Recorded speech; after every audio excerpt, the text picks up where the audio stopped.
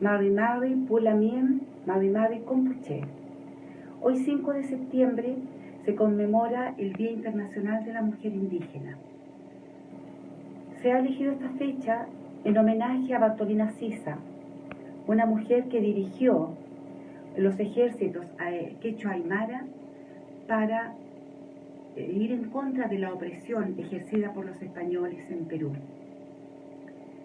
Bartolina Sisa fue brutalmente asesinada.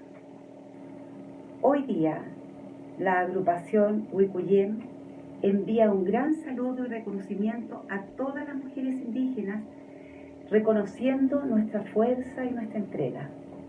Hoy, como siempre, estamos invitadas a revitalizar nuestra lengua y nuestras costumbres.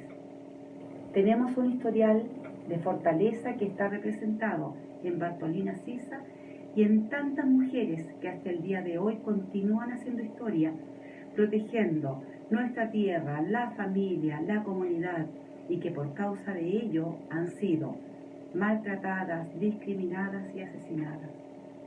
Vaya para cada una de ellas un gran homenaje.